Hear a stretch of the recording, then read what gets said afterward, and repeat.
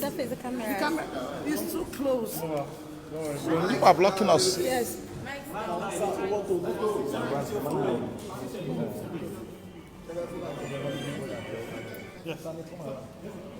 Please ask questions like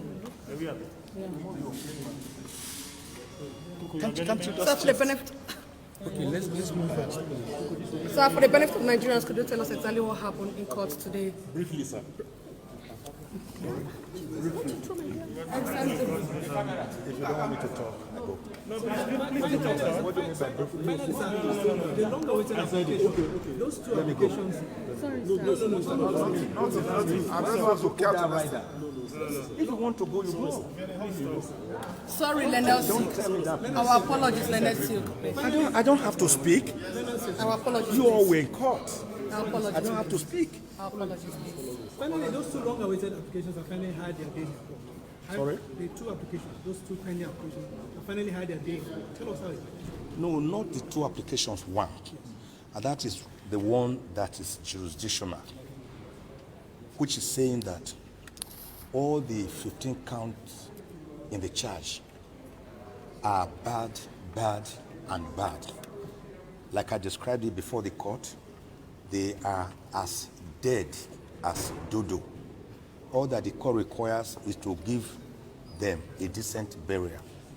Because there is nothing whatsoever in the counts at all. You are accusing Nnamdi Kalu of making some broadcast. You didn't say where this broadcast was made. Was it made in the spirit world? Was it made in the air? Was it made under the ground? You didn't state. That was to run away from the first count they had fired, which we attacked when they had mentioned the United Kingdom. So they thought that by not mentioning a place, they had gotten away from it. But as a matter of fact, they have worsened their case because the Federal High Court Act says specifically, Section 34, that you must state the very location, specific location where an offense has been committed. Yes. That is one. They couldn't state any. They say made brokers, and that the brokers were in furtherance of some treasonable acts. For you to charge a person with furthering treason, you must have to charge the person with treason. Nnamdi Kalu is not charged with treason here. We call it the predicate offense. Sure. It is from this predicate offense that the acts of furthering will emanate. So they are building castles on empty air. There's nothing to support it. You are saying that the broadcast he made led to protests, violent protests in the east and in Lagos, affecting Lagos transportation system. Does this court have jurisdiction territorially over Lagos and matters that happen near Uli, near Ihiala, in Anambra State? No. Does this court have jurisdiction over matters if there was an offense committed, for example, say in UK? Does this court have jurisdiction over matters that happen in UK? Answer, no. Because this court cannot exercise jurisdiction on matters within a sovereign land, another country that has sovereignty under international law. Another major point is that you are trying this man, saying for committing, for belonging to a proscribed organization. And I must now say this, contrary to what the prosecution said last time. Nnamdi Kalu has never denied being a member of IPOB.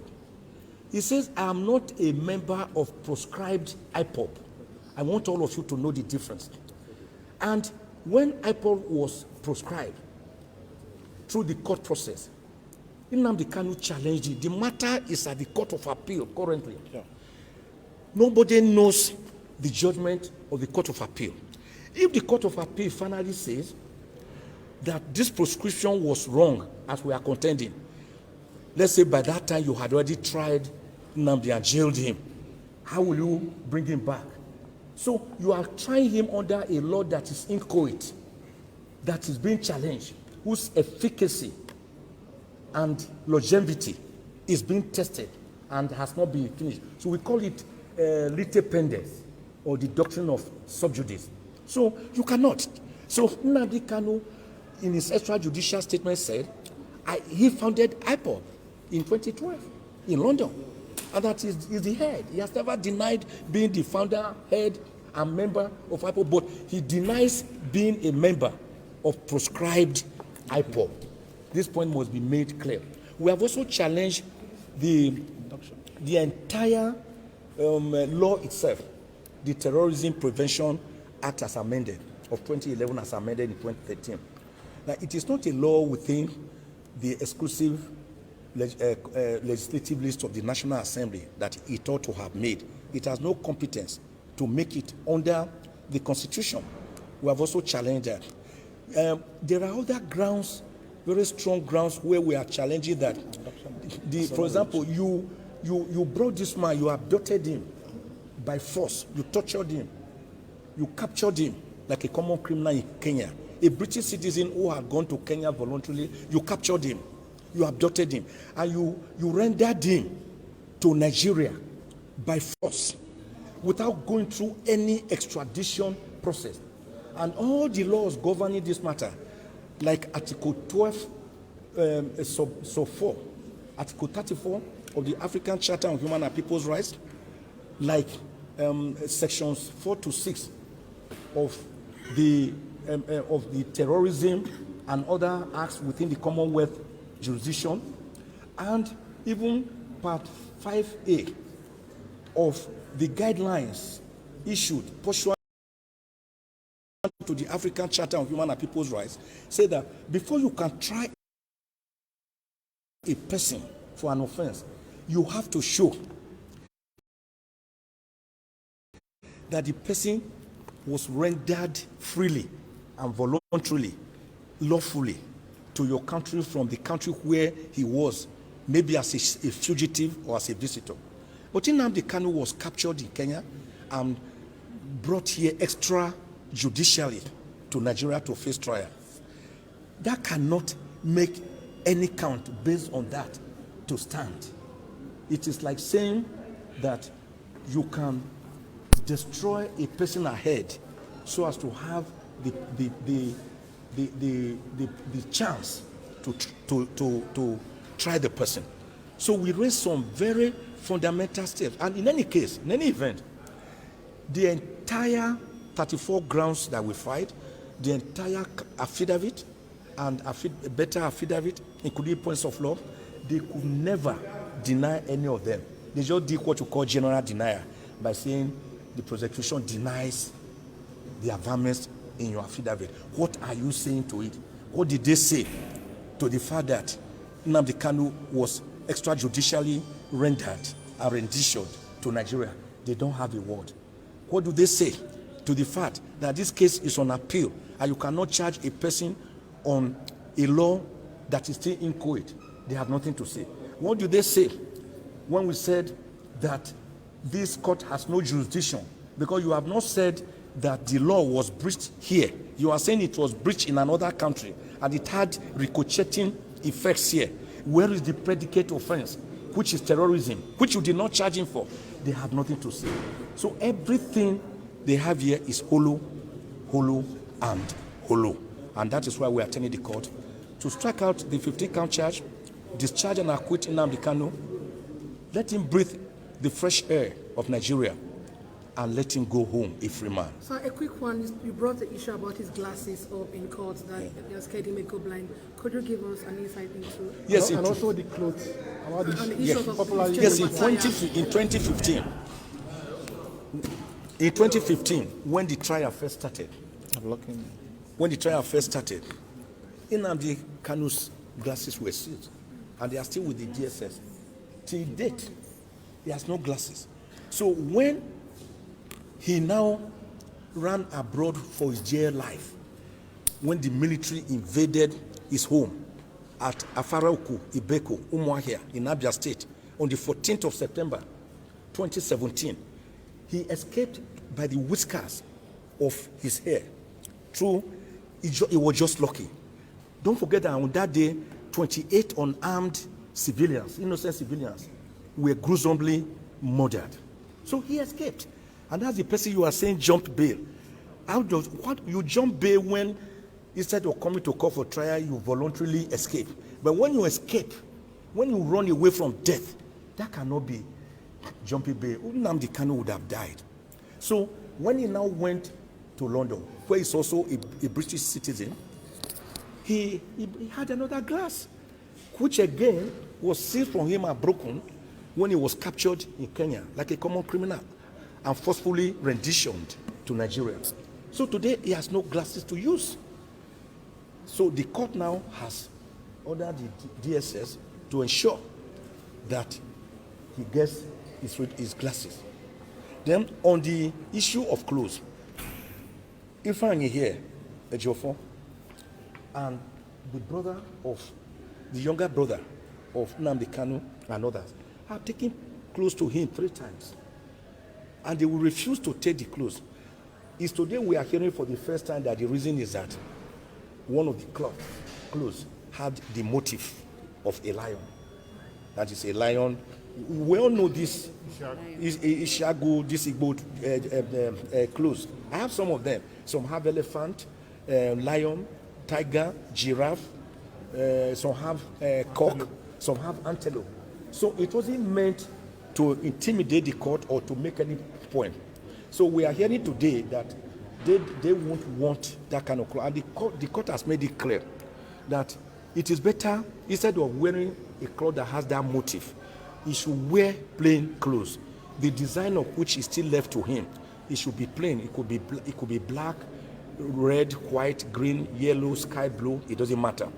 And we also agree to that effect. That from now onwards, the cloth we give to him will be plain clothes. We didn't know that was the headache of the DSS. According to what the director said, he said it goes against their procedure. And Nnamdi Kalu, like the obedient young man he is, he nodded and told the court that I agree. I will do as you have said. So it wasn't really an issue at all. But I think, to me, that was a red herring to escape from the fact that they have continuously breached the orders of this court to allow him to have his clothes. So now I've directed Ifeanyi Ejiofor to provide other clothes for him that do not have the motif of a lion or a tiger.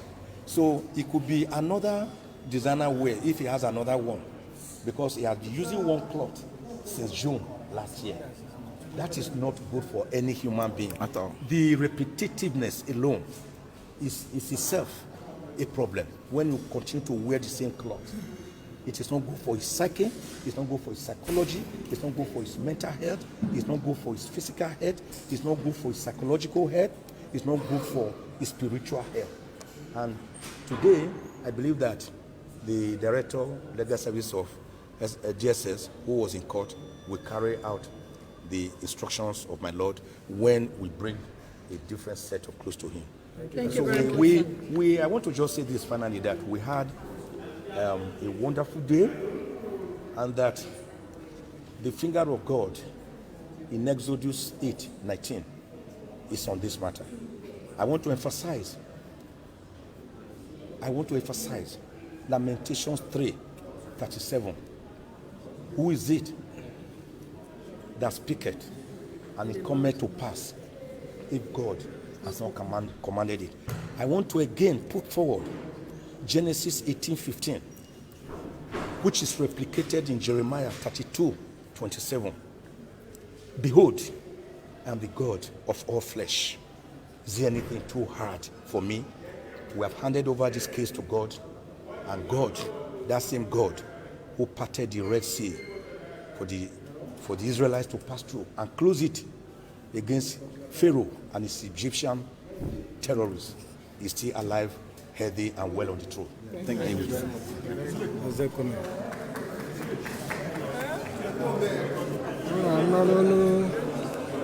Ndị ọkaiwu Nnamdi Kalu ebe ha kwuru maka ikpe si wee gaa n'ụlọ ikpe tata. Onye isi ụlọ ikpe eyiara n'ikpe ahụ maka ọ gazie na Eprel, ụbọchị 8 na Eprel, ebe a ga-ekpebizi ma ga-aga n'iru kpee ikpe a ka ya tupu ya n'iru.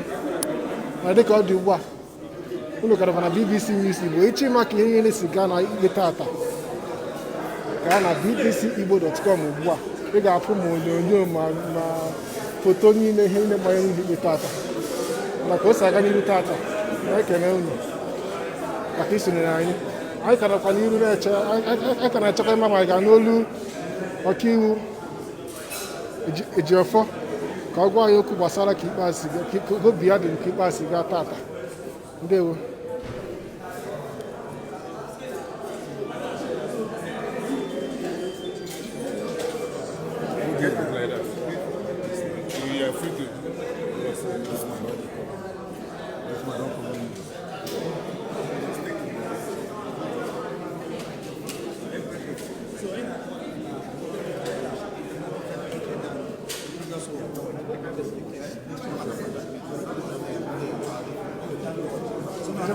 Today's court hearing is perfectly okay, and they compared to the previous one, and they are heading forward, they're moving forward for the greater. So where the news? Okay, we just when the man address again at page, and address because what I can pass it down, COVID began everything. Oh, wonderful, it went well, and application challenging the charge, competence of the charge and jurisdiction of the court was taken today, adjourned to 8th of April for judgment. Of course, in that application, we raised fundamental issue the court actually requested to look into, taking some time to look into it, because we raised a number of issues, challenging even the laws they relied upon on framing the 15-count charge. So it's going up for ruling on 8th of April, and we believe that day will be the end of the case. Thank you so much. What's your expectation on that 8th of April? So we're coming here on 8th for victory, and nothing less than that. April 8th just for victory. There's no charge before the court. The mazi Nnamdi Kalu. No, of course, he is delighted and in firm spirit. Thank you. Thank you so much.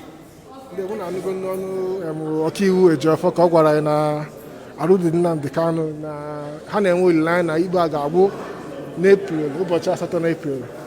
Dịka ọ dị Igbo, anyị ka na-enwetakwara n'aka anọ ka m si kwuo na mbụ ị gaa na bbcigbo.com ị ga-afụ ihe niile mere n'ụlọ ikpe tata na onyonyo ma foto ma akụkọ niile akọ n'ụlọ ikpe ma ihe niile